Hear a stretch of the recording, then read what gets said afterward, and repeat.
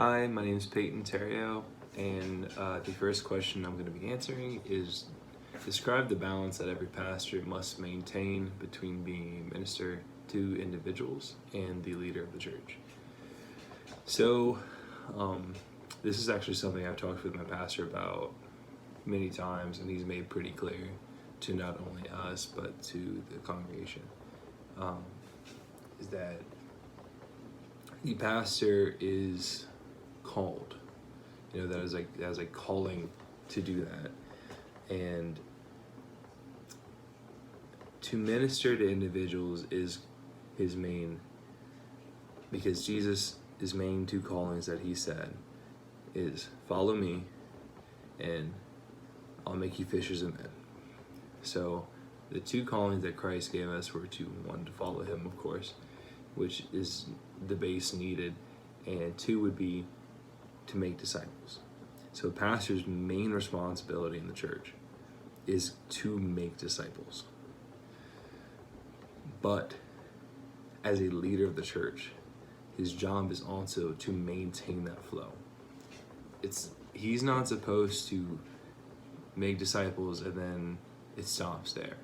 Because that calling, that leadership of the church is supposed to be helping us grow in Christ, but also helping us grow in discipleship. And that's to encourage the people that he discipled to also make disciples.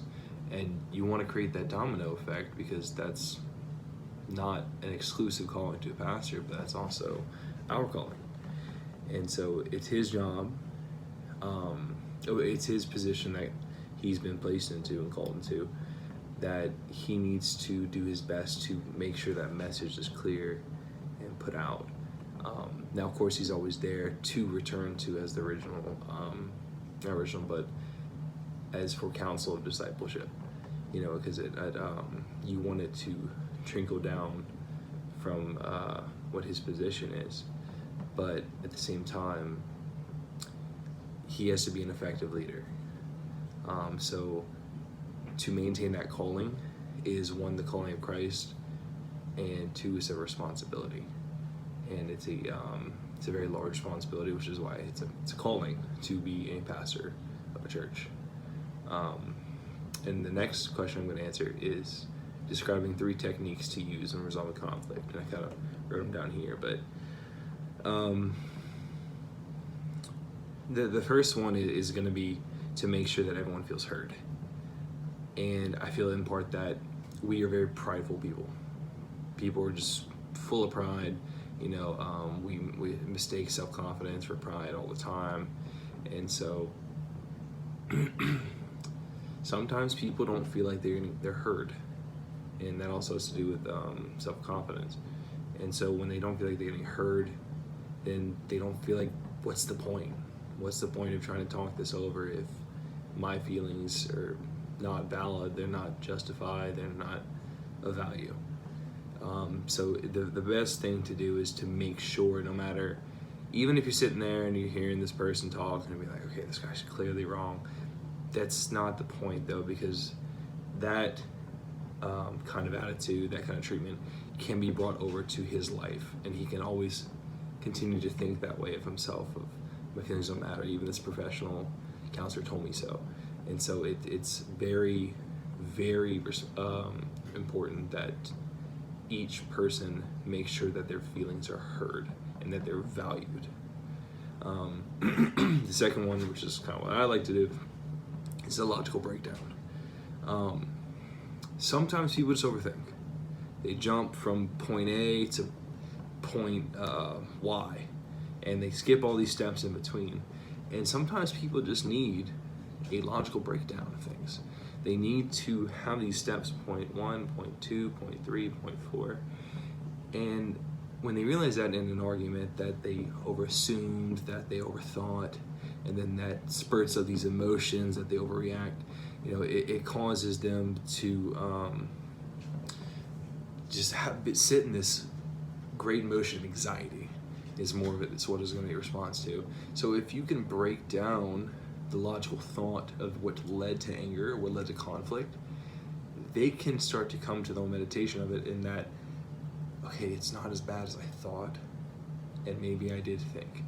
And you're not gonna tell them that they're wrong. You're gonna say you overthought, but you're just gonna break it down, and you want to let them come to that conclusion. You don't want to pinpoint their way out of conflict, but more clear the fog. So that would be my second point. And then my third technique is I think it's super important to, in the mindset of forgiveness, is to make sure that if it's two people arguing amongst themselves, or even more, especially if they're close friends, if they come from family, because those are the arguments that are more hurtful, is when the person that matters.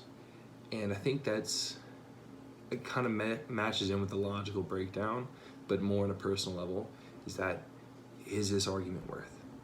Now, if it's a big argument, then then that technique might not be used as well. But when people get in arguments, they kind of have that blinder on of just this tunnel vision of anger, and they can't see anything around it. But an important thing to remember is that you were loved, and you loved each other. You value each other's friendship, and don't sacrifice either petty argument, or don't sacrifice so many years of just friendship or the value that they hold over each other over just one dispute of just this anger that you got carried away with. And so to practice forgiveness, is Christ calls us to forgive each other. Excuse me. So is this worth really risking our friendship over? And I think when you start to see a person in that light and see them of value, that they're much more worth than what this topic is on, or they're much more worth than what I was angry about, it really starts to mature. And I think that's really important with people and how we should grow up. So those are my two. Thank you so much. Good night.